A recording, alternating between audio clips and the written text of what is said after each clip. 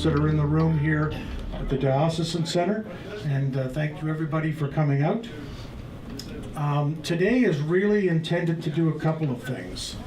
It's intended to be the first in a series of starting dialogue with wardens and treasurers. So some of the questions we often get are things like, where do I get trained for this? So why are we here? Well, one of the reasons we're, I got two ahead. One of the reasons we're here is because you asked for it. That's one of the common things we hear from wardens and treasurers is, what about? How do we know? What don't we know? So that's one of the things because it was asked for. Second is we as a diocese, we are focused on driving more education, more training and discussion and consultation. As I mentioned, as we work our way through, there'll be some things that we want to consult on, that we need to consult on as we go forward. Of course, part of our connected and engaged strategy, it's part of the vision and strategy for the diocese. And finally, in this particular case for today, it's because there's been significant change that with the Canons and Constitution. So we wanted to make sure that there's lots of things to talk through. We could run about a 24-hour session. There we go. Somebody had a little feedback going. If you're when this is happening, we could run probably a 24-hour session, right? But we're going to break it into bite-sized chunks. And today's focused on the things that will affect annual meetings. So why has there been change?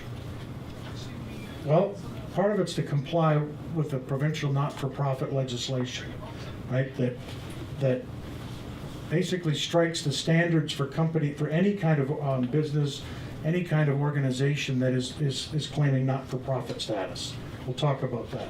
The canons go through change every few years, right? We usually minor modifications at synod, every synod, and then major ones every 10 to 15 years. We're trying to simplify them. I'm sure everybody spends their time reading canons. So we're trying to make them easier to read, easier to use. We're trying to make sure they line up with the mission and ministry that we're trying to do. And they were approved at Synod in November. So the Not-for-Profit Act in the province of Ontario, as usual, one of the main drivers for legislation is when things have gone bad somewhere, when there's been issues, when there's been public problems, when there's outcry from people around an issue. So that was part of what happened, is as they really went through and a number of public cases where not-for-profits were not living up to the standards, not living up to the public trust that had been placed in them. So what the government set out to do was achieve a number of things, to drive clarity and consistency in how not-for-profits are governed, to drive transparency so that it's clear to everyone that's a stakeholder in that not-for-profit about what's going on. They can see anything that's involved with it, and that from there you go to there's accountability, so that you can't just, the old days of saying, well, I can go out in the street and collect money for some cause and then go and have a nice lunch. That's not, that's what this is after, at both the small scale but at the larger scale as well. So that's driven in our Constitution and canons, and we'll talk about these in more detail. But just to kind of give you a view for the ones that are I'm going to touch on today. Members of vestry. Parish advisory councils, also known as vestry councils, parish councils, a number of other things. Signing officers, right? Who can sign checks? Who can sign payments, etc. Audit. And finally, the changes that were made around how synod is composed, the lay delegates. So just, and some of these charts I've deliberately put a lot of words on because when they go out to those that aren't here, they can start to make a little more sense than short bullets. But the legal framework, that the Diocese of Ontario was basically set up as a corporation was created by the Upper Canada legislature in 1862. And just before that, there'd been an act several years earlier that was called the Church Temporalities Act. And the Church Temporalities Act still applies because it sets up the structure of things like parishes and dioceses, etc. So that's kind of where we've moved through. The second piece is that we're not just a regular company that's governed by corporate bylaws. Our governance is actually rooted in legislation, right? And so because of that, the legislation treats churches differently. Churches that were incorporated by acts of, like us. So the Not-for-Profit Act basically has to be able to flex to allow churches that are created under this legislation to maintain their governance model while still living up to the spirit of the legislation. So that's an important piece. It's also important to recognize that this is another area where government intersects with the day-to-day operation of the diocese and the churches. So, everything from the Income Tax Act and paying people and charity receipts, harassment policies, building codes, health and safety, the bereavement authority. There's many, many, many ways that government intersects with churches. The big one now we're talking about being the not-for-profit entity. So when this was set up, I'm not going to read it to you, but it talks about how is synod made up. And what this really says, when you read through the legalistic words, is that the synod is made up of the bishop, it's made up of their lay representatives and clergy, and then from time to time, that synod can change the rules. So it gives our synod the ability to change what was incorporated in law back in 1862. And that's the important note out of this one. From there, it is the Temporalities Act established what parishes and churches. And so in our context, traditionally a parish or a congregation has had either a defined mission field or typically in our case a geographic area. And in fact, dioceses are set up upon county lines, right? You can kind of map down where the line is when you ask, how come the line up around Sharbot Lake sits where you go to Maberley just down the road and you're now into Ottawa Diocese? Why does Brighton in Toronto yet Trenton is in Ontario? Well, it depends upon where those county lines are. That's how they were struck. And in many cases, in the rural areas, the bishop of the day designated certain areas for a parish. And from that, the bishop then sets aside an incumbent. He appoints an incumbent. And that incumbent acts on behalf of the bishop. That's where it flows to. It is still the bishop's church. Each one of your churches is the bishop's church. The incumbent is acting on behalf of the bishop. And in each church, it's important to note, we kind of lose this sometimes, but the diocese is each church, and each church in a way reflects the diocese. So we are the local content for how this all fits. That's not only a legal concept, but it's actually the concept of how we as family work together. And then each church or parish or region then forms a vestry. And the reason I'm kind of covering some of these, this is sort of the fundamental pieces of how we're viewed in terms of governance. And we get asked the question a lot of times, well, what's the difference between the vestry and the congregation? Well, congregation is a group of people that come together for a service, Sunday morning, Wednesday morning, whenever.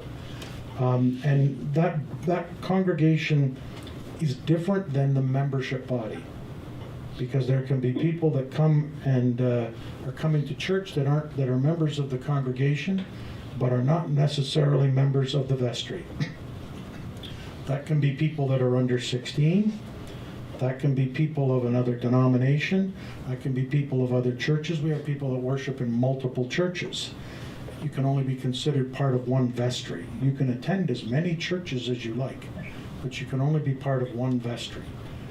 And so that piece comes around, and one of the things that's clarified in the new canons is around how you identify who is eligible to vote at a vestry meeting. This isn't normally an issue for a typical annual meeting, when you're kind of reviewing your year and you're talking about the normal course of the financials and the budget. Where this comes up is where there's an issue, where there's something that's more topical, that's a bit more of something to talk about. So that where this comes up then is who's a member, who can vote. And so the canons now clarify, right, who is entitled to vote at a parish vestry meeting. First of all, and the next chart has what that first bit of the Canon 1 means. It says, you are a member and adherent of the Anglican Church of Canada. And these days, that just because you're an Anglican doesn't necessarily mean you're an Anglican Church of Canada. So there's clarity one needs to have there. That you've attended regular services at that church for at least the last 3 months. That you've received the sacrament at least 3 times. That you're at least 16 years old. And finally, you've not voted in another vestry during the last 3 months, and you don't intend to vote in another vestry in the following year. So that is the line that when you get into these questions about who's actually entitled to vote, that is in the canons, it's in the church, but that is the criteria, and people are technically, when they sign into your meeting, they're signing that declaration. Canon 1 this defines from the national canons who's a member of the Anglican Church of Canada. And we pretty much talked about the pieces that make that up, but we do tie back to the national canons.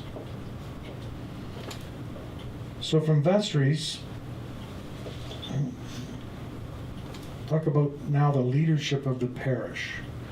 The parish is led by the wardens and the incumbent, and that is the parish leadership. The incumbent holds office, at the pleasure of the bishop, with the bishop's appointment, and they're accountable to the bishop, and again, specifically for the worship, the liturgy, the sacraments, and the ecclesiastical concerns of the congregation, and the congregation's pastoral care. Those are the things that the priest is responsible for. The church wardens are responsible for administering and managing the temporal affairs, the business affairs, the physical plant, etc., of the congregation. That's the dividing line. And occasionally those things arise, those questions and challenges arise. So let's talk about wardens for a moment.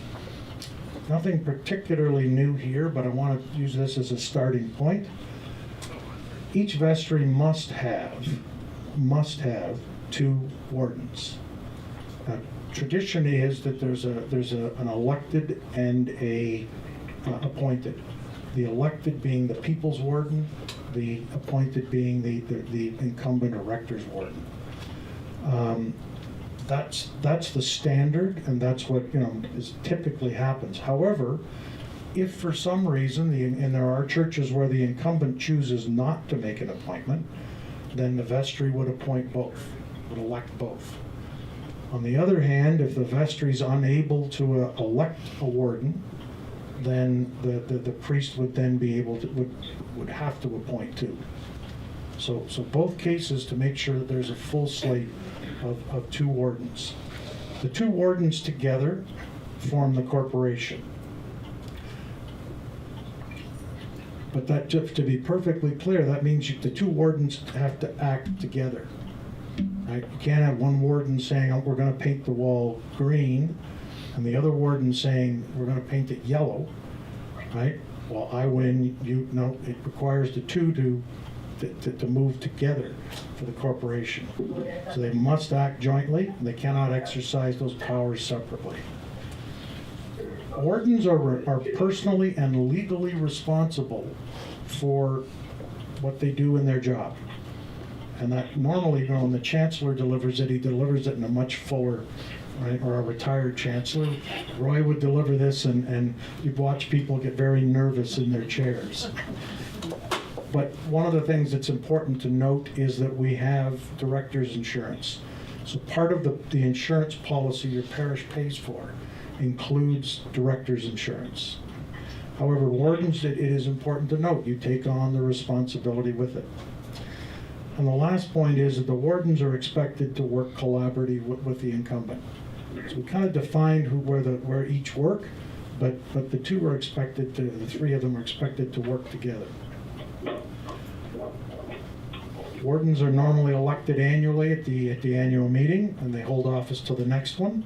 There are cases where a warden, for whatever reason, can't continue and resigns, then a special vestry is held, or an appointment is made by the incumbent. Lots of churches have deputy wardens. It's important to note that deputy wardens are great to help the wardens. Deputy wardens are a great training ground, but deputy wardens don't carry any of the responsibility or authority that still resides back with those two wardens. And to sort of get through the full package around the wardens, I can refer you to Canon 14, which covers the full detail if you have any questions. The incumbent, one of the things just to note there, and again, there are different practices over time in different places, but the expectation in the canons is that the incumbent should chair the annual meeting. And that the incumbent should present a report at the annual meeting on the state of the church from their perspective, and other matters that they believe need to be considered by the vestry. So that's one of the things that has sort of been there before, but now it's a little more specifically covered in the canons. The incumbent is also responsible and required to certify lay delegates. So if your lay delegates have not been certified, then they won't be able to actually check in at synod. And working together with the wardens to actually produce the required parish information. So the parish information sheet, statistical data, and as well as the financial data, green sheets, etc. So the warden's working with the incumbent to produce that data. The canons provide that if that data is not current, then that when a synod comes, that the parish forfeits their vote. The incumbent and the warden, or the lay delegates, would attend, but would not have a vote. And the flip side from the wardens, the incumbent is expected to work collaboratively with the wardens. The other thing to note is that the priest in charge exercises these, where we have an interim priest in charge, that they operate with the same power and function as an incumbent during the time of their appointment. So parish advisory councils, and I've been around churches where they've been called vestry councils, parish councils, called a variety of different things. But the role of them as laid out in the canons, and they were previously the same, they are an advisory capacity to the incumbent and the wardens. Right? And we've added the word advisory just to help clarity, because just to help people understand, it is an advisory group. Right? They don't actually carry any administrative or decision-making power.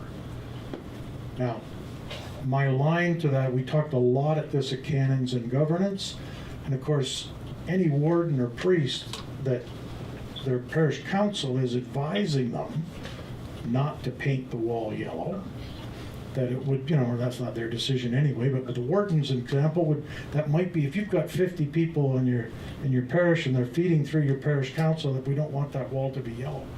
That might be some advice you really want to think about. So, but the role is an advisory one.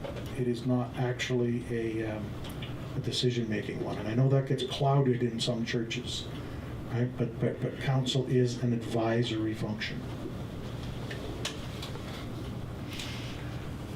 A little bit of fine print, but this is where, again, the structure of council has changed. And so now the intention is to try and balance things and to try and ensure that there is enough diversity on that group to offer good advice. So what you'll find is the incumbent, the wardens, including the deputy warden, if there is one, treasurer, lay members of synod, and then no less than 2 members that vestry would vote on. So vestry can vote on more and elect more, but no less than 2. And then whatever number vestry elects up to 4, the priest, the incumbent, can appoint. And this is intended to just, again, to try and allow in some situations for a balance, right? So that we create a diversity in people that sit on council. And then the final thing is that the vestry can also choose to have organizations, so the ACW, the Altar Guild, the choir, whatever other groups you have, can also then elect people, one for each that would be able to be part of parish council. So the intention here, as it's laid out in the canon, is to create breadth for advice to the wardens and for advice to the incumbent.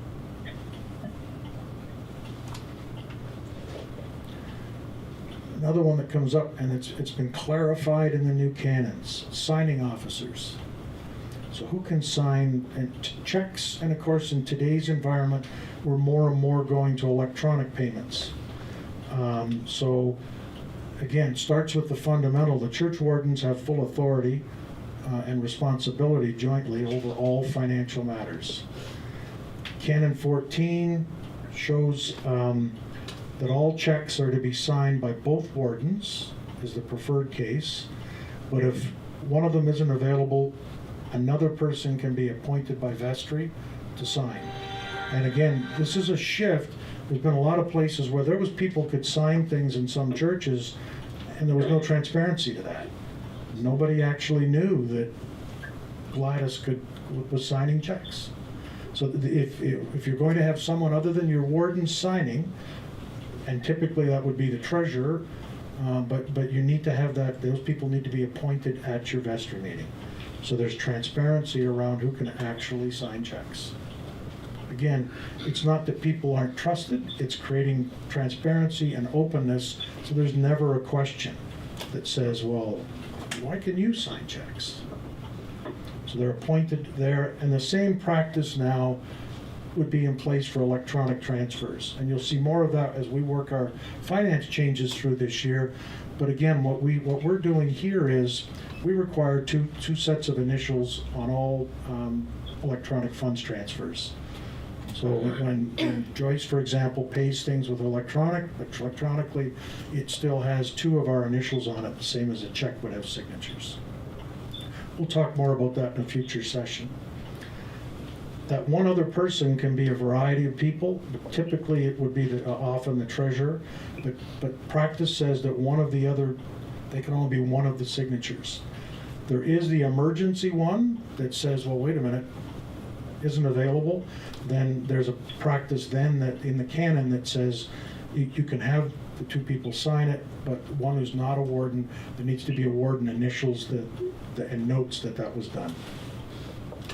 The final thing is, it's again where we've separated that the priest, the incumbent, is not part of the corporation. It's not considered best practice for the priest to be a signing authority. Again, for clarity and keeping things separate. Most of our clergy don't have an issue with that I've discussed it with. Treasurers. So the wardens, having been elected and appointed, The wardens can then appoint a treasurer. Canon 14, Section 7 describes the treasurer to be responsible to the wardens in performing the duties around the financial affairs. And again, talk about the preferences. The treasurer's the second signature. This one is one we get a lot of questions about, and as churches, particularly the smaller churches, have continued to get smaller, you run into the issue of, there's only 20 people, and so, and 6 of us are related, and so how do you handle those situations? Well, the lens that we have to put this through is around objectivity, impartiality, transparency, perception, right? Those are the things that you really have to think about. And so some of the rules are reasonably hard, but you always want to look at that where, the treasurer is the warden's spouse, right? That takes away the separation of there's 2 people who are objective dealing with things. And it creates a potential for someone to say, but wait, right? The wardens go to lunch once every Tuesday, and the treasurer's signing for the lunch bill. Wait a minute.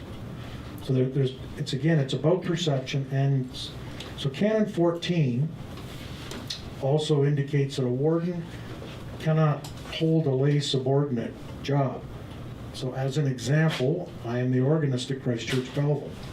Therefore, as a lay person, I am not eligible to be a warden because the organist reports to the wardens, the employees. Similarly, any other employee cannot be a warden. Can't be the spouse. A warden can't be the spouse of a lay employee of that church. So my wife Wendy could be a warden because I'm an employee of the church. What about lay reader? Lay reader's is not a governance office. Lay reader's fine. Yep, lay readers are no issue. That's a different function. It has no signing authority. It has no a different function. Can't be the incumbent or another cleric's spouse. And again, I know this gets difficult in smaller churches where, the spouse of a warden or treasurer or the envelope secretary. And again, the rationale for that is simple, that the people that are touching the money and the people that are to carry the authority, you want that separation. We do recognize that some of the churches don't have a lot of options. There's only so many people that are able, willing, or capable of being a warden or a treasurer. So we have put an exception policy in place, and we're kind of developing that out over the next little bit, and we'll be doing some consultation around that. At this point, as we sort of grow into this, what we're asking for this year's vestries is, if you have one of those situations, make sure it is made specifically clear at the vestry meeting. So there's no lack of transparency that says this situation exists, and what we're going to be asking for is that eventually there'll be an approval process for it, and checks and balances in place, but we haven't got that together yet. So the recommendation is, where that exists, make sure it's clear at your annual meeting. It's in the minutes. Would electronic banking not solve your problem in those situations? Well, not in the sense that somebody's still got to approve it, right? And But that's, you would have oversight, or could have at this end. we can, yeah, as we do more things, we can put more layers in to try and help that. Good. Yep. And that, again, this is things we're going to grow out as we go. This one gets has attracted some attention in the pre-consultation meetings. So the requirement in the Act requires audit, and I'll get into definitions of terms in a moment. But what an audit is it's really the highest form of verification of a company's accounts or an organization's accounts. It says someone has looked at those statements and are saying, in short, they're saying we certify or we know that these represent fairly the activities and the financials of this organization. And that's really what the goal is, that they can say, look, these statements represent it, and they're free of significant or material misstatements. And the audit gets used by the vestry, because your annual statements have to be approved by your vestry. But we use them in the diocese because that's how we do green sheets and a number of other things. If you've got banking where you've got lines of credit or anything like that, the bank will typically ask for audited statements when they're doing approvals of such things. The CRA with your T3010s, etc. All of those, they're looking for audited statements. Those are the users of your financial statements. So there's three levels if you get into the accounting world. There's three different levels of what's called audit, right? There's a notice to reader, and this is the lowest level, if you will. There's not a lot of detail behind it. There's not sort of going through transactions, but it's basically saying we're comfortable with the way these were prepared and who prepared them, that this is a fair representation and it's not for big amounts or it looks good. And there's a review engagement, which typically then involves a lot of comparison work and discussions around how are things done, and so there's another layer of confidence there. And the financial statements are being done, in accordance with what's called generally accepted accounting principles, GAAP, which became big back in the days of Nortel and Enron and all of the big ones that blew in the U.S. And then the final one is more the traditional, what many know as a full audit. So at the diocese, we have a full audit. We engage a chartered accountant firm. We engage that comes in with a plan. They come in, they look at our processes, they sample, they determine materiality factors, they sample our transactions, they look at all the major things, they check things like, for example, they go through and check inventory in the book room, right? They'll pull every so many amounts of dollars, they'll pull expense vouchers and pull things we paid for. They'll do detailed review, they'll send out banking confirmation, they'll send out legal requests, all of those types of things. We're around $25,000 a year for audit, right? The minimum you're going to be into is 5. It would be a bare minimum. So for most churches, the balance of meeting the legal requirements with the value that's created can be a challenge. Most of our churches don't really in a position to spend $10,000 or $15,000 for an audit. So in the canons, Canon 13, paragraph 14, again, with these charts to go, all parish accounts, including those of organizations. So you could ask questions like, does the ACW count? Yes. It's a parish organization. Does the choir count? Yes, if they have a separate fund. Does, anything that is a parish organization, the bare minimum being anything that's got receipting or got money flowing in or out of the parish accounts, need to be reviewed by an independent designated or appointed financial representative. At every meeting, the vestry should appoint who that auditor is, and they would stay in place until they're replaced. The auditor shall report that, yep, these fairly represent. What we've put in the canon to try and soften some of this is that for churches where there's less than $100,000 of revenue, you can pass a resolution with the approval of the diocese, and it's either the bishop or the financial officer, to have an independent financial review by a qualified and experienced financial individual. And what we're trying to do is, over this year, we're going to have to work this through, but what we want to build is a network within the diocese. So one of the things we're doing is building some tools and some training that won't happen for the annual meetings this year, but with the idea being that within given areas, we can swap people around. So you can have someone from St. Peter's can go to St. John's to do the financial review. and someone from St. John's, can go to St. Paul's, and someone from, and we can move people, people can then come around, provide each other with that level of support, and we will provide the sort of the tools and the training to be able to do that. So we recognize for this year, we're not going to be there with it, there just isn't time. But the plan is that's where we will start. Now, some churches, for example, Christ Church in Belleville, where we've had the blessing of an experienced and licensed financial individual that has done the audit for many years.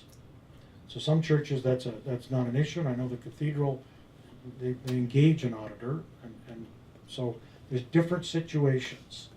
So we're recognizing that these are things that are going to have to be implemented over time.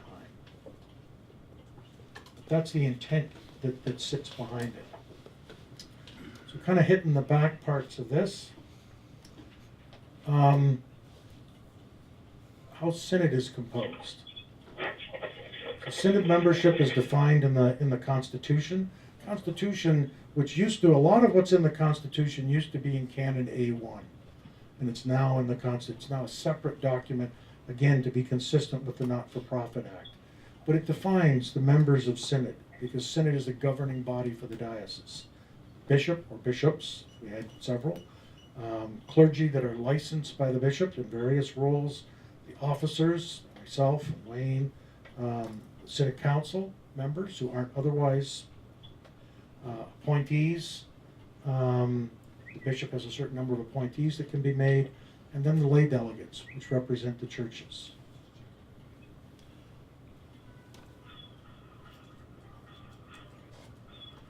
So, what changed with the Constitution was that in the old previous system, it was based upon the number that were on the parish rolls. The parish rolls kind of vary place to place, right? Some parish rolls kind of look like, well, he or she used to be around in the 1960s, and we haven't seen them in a few decades, but they're still, their family's still on the rolls. So it was difficult and different churches all handled it differently. So we got into a discussion about perhaps average Sunday worshipers, or picking several Sundays a year and averaging them out. And what come out of the discussions of both wardens and at the clergy was around simply flattening it out and making it easy and making it every church in the diocese is equal. So what was approved at synod was that there are 2 lay delegates per vestry. Now you be careful of the term vestry, right? Because in a multi-point situation, each vestry can elect 2. So it matters not whether you're the biggest or the smallest, 2. The reason I raise this is I'd be willing to, well, of course, don't support betting. However, I'd be willing to save. I'd put a coffee on the fact that somewhere somebody's going to come back and say, "But we elected 4 like we always have," and that's going to put you in a difficult position because we will only be allowed 2. That would be about 2 voting members. 2 voting. If you want to pay and have 2 come in and Observers? Observers Are different. Yep. Observers are a Well, different matter. Yep. Yep. Okay. But each parish is entitled to 2 voting delegates. The other bit of things that sometimes gets confused is most times there'll be substitute or alternate delegates. Sometimes if there's an election, that's the ones that didn't win. Other times it's people that will say, well, I've done it before if we need it. That's perfectly valid, but they only serve if one of the delegates that's elected is not able to. And just for clarity, where if someone was at a substitute, an alternate at our synod that just happened, and then for some reason we had an emergent synod next summer, that person would no longer be the delegate. It would go back to the person that was elected. So you're for that event, for that synod, you are the alternate. They must be certified by the incumbent, and the other thing to note is that you stay a lay delegate till your successors are elected, because we don't normally, it's a 2-year cycle. But if we had like for example, if we, something the bishop, and we needed to have a special synod to elect a new bishop, then the lay delegates that were elected for the last synod would be the ones that would, and we'd have to figure out how to get down to the two. That would be a challenge, but that's how things go going forward. And the expectation being that that's a shared ministry within parishes. It's always great to see the same faces at synod, but you want to be able to share that with folks. So today, as I mentioned, is the start of what we want to start to create a dialogue, to create ongoing sessions. We will take the charts and put them out so that they're out there. These are going to form the basis for some manuals as we start working forward. The intention is that we're doing two things. The canons are online now. So the canons were amended. There was one amendment that was passed at synod.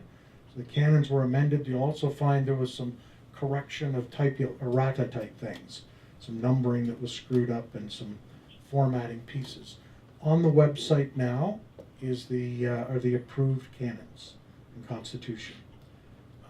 And what we will be going to later in the year is a system where you'll be able to go in, look at something, say, I want to talk about church, I want to know about church warden.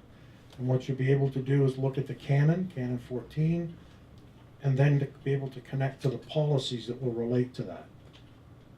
And then any other support tools, etc., that may exist behind that. So for example, eventually this type of session, the recording of it and the notes from it would be linked all down through there, so you can sort of go into the topic and work your way down. So, but the idea is that we will more regularly engage. We'd like to do something like that, every month or two, to be able to pick topics and to engage not only in being able to push out key information, but also as we do more to start to try and bring more voice back so we understand. So I'll give you an example. Numbers of churches that have responded to us talking about the concept of us being able to do keep books for parishes, for churches. And so now the discussion will be, what does that have to look like, right? I mean, there's certainly our view of what you need, but what you really need is for us to understand what you need so we can put something together from a process, from the tools, etc. So there'll be a session that will be inviting a group to come together. So would like feedback. You can drop us an email, or those in the room drop a note around today's session, and we'll open up for questions, but the idea really being to get as much feedback into the system as we can. And I see we hit more than we expected. The meeting had a cap of 25 online based on the tool we use, and I see that a couple of people may not have gotten in. So we're learning this as we go, but those that have feedback from those online, that is great and helps. And I do have, I will open up to questions. I've had